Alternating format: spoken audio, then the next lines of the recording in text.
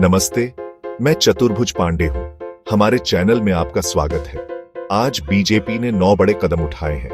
पूरे भारत में नए स्टेट लीडर्स चुने हैं। ये सिर्फ बदलाव नहीं है, ये इंपॉर्टेंट इलेक्शंस से पहले स्मार्ट मूव्स हैं।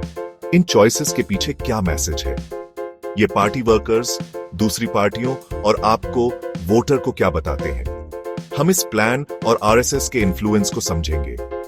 चलिए एक एक करके हर स्टेट पर चलते हैं, हर नए लीडर के पीछे के डॉट्स को जोड़ते हुए। हमारे साथ जुड़ें क्योंकि हम बीजेपी के बड़े प्लान को समझने वाले हैं। सबसे पहले वेस्ट बंगाल। अब सामिक भट्टाचार्य इसके लीडर हैं। वो सिर्फ एक प्रवक्ता या पार्लियामेंट के मेंबर नहीं है। आरएसएस से उनके गहरे रिश्ते उन्हें ऐसा इंसान बनाते हैं जो लोगों को साथ ला सके, एक ऐसे स्टेट यूनिट में जहां बहुत मतभेद है।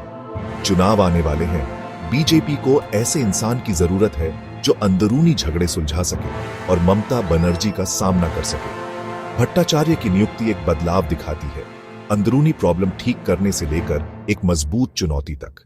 उनका काम है लोकल लेवल पर लोगों को साथ लाना और तृणमूल कांग्रेस के खिलाफ एक कहानी बनाना। क्या वो प्रॉब्लम ठीक कर पाएंगे और बंगाल की सबसे मजबूत लीडर का सामना कर पाएंगे? मंच तैयार है।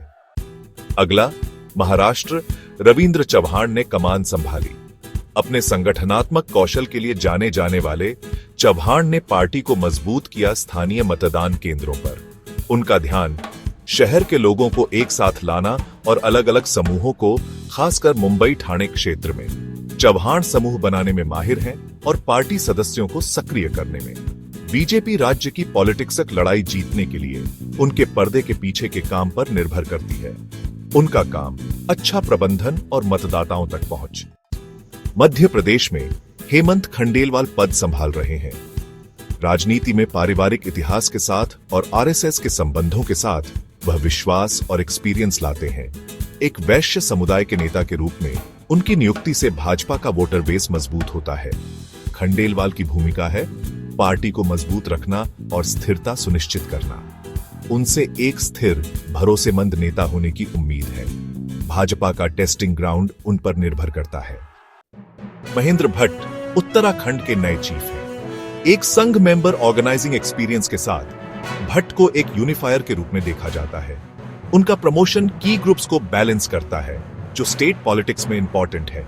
भट्ट का काम अंदरूनी कलह को रोकना, गवर्निंग पर ध्यान देना और ग्रोथ करना। बीजेपी को स्टेबिलिटी चाहिए क्योंकि वो इलेक्शंस की ओर बढ़ रही है। वो उनका ब्रिज है। हिमाचल प्रदेश में बीजेपी राजीव बिंदल के साथ बनी हुई है। हाल ही में चुनाव हारने के बावजूद बीजेपी उनके एक्सपीरियंस और आरएसएस कनेक्शन को वैल्यू करती है। बिंदल की लीडरशिप राजपूतों के बीच सपोर्ट बनाए रखती है और ब्राह्मणों के बीच भी, जो स्टेट में इंपॉर्टेंट कम्युनिटीज हैं। उनकी फिर से अपॉइंटमेंट कोर वोटर्स को स्टेबिलिटी का सिग्नल देती है। बिंदल का पहला काम मोराल बढ़ाना और नेशनल इलेक्शन की तैयारी करना। कंटिन्यूटी पार्टी का मैसेज है। तेलंगाना में एन रामचंद्र राव, जो लंबे समय से आरएसएस कार्यकर्ता और वकील हैं, कमान संभालते हैं। राव बीजेपी के शहरी ऊंची क्लास के बेस को दिखाते हैं। उनकी वफादारी यह पक्का करती है कि पार्टी का मैसेज एक जैसा रहे जैसे जैसे पार्टी बढ़ती है। राव का चैलेंज पुराने और नए सदस्यों को एक करना। बीजेपी का मकसद अपने बेस को मजबूत करना और नई कम्युनिटीज को अपनी तरफ खींचना है। आंध्र प्रदेश ने पी.वी.एन. माधव को चुना है, जो ओबीसी ग्रुप के लीडर हैं। स्टूडेंट ग्रुप्स और यूथ विंग्स से उनका ऊपर आना लोकल लोगों पर बीजेपी के फोकस और ओबीसी तक पहुंचने को दिखाता है। माधव का मिशन पार्टी को जमीन से ऊपर उठाना, वोटिंग बूथ लेवल पर मजबूती पर फोकस करना। एक ऐसे स्टेट में जहां लोकल पार्टियां इंचार्ज हैं, उनकी भूमिका लंबे समय तक ऑर्गेनाइजेशन के ग्रोथ के बारे में है। बीजेपी यहां सब्र वाला गेम खेल रही है और माधव इस स्ट्रेटेजी की प्लानिंग कर रहे हैं।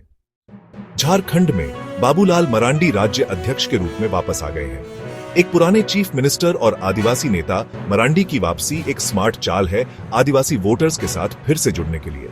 उनका एक्सपीरियंस बीजेपी के लिए बहुत जरूरी ताकत है, क्योंकि वो आदिवासी समुदायों में सपोर्ट वापस जीतना चाहते हैं।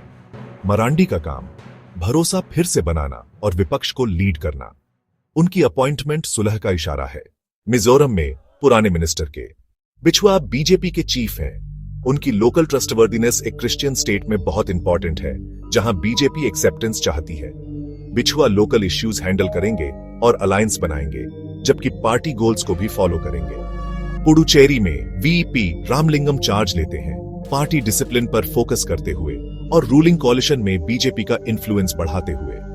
ये अपॉइंटमेंट्स आरएसएस की लॉयल्टी को रीजनल स्ट्रेटेजी के साथ जोड़ते हैं, हर रीजन की यूनिक नीड्स के हिसाब से एडजस्ट करते हुए।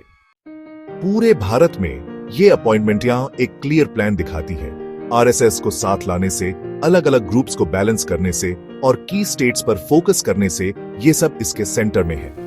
हर लीडर को चुना जाता है उनकी सपोर्ट लाने की एबिलिटी के लिए और पार्टी की पहुंच बढ़ाने के लिए।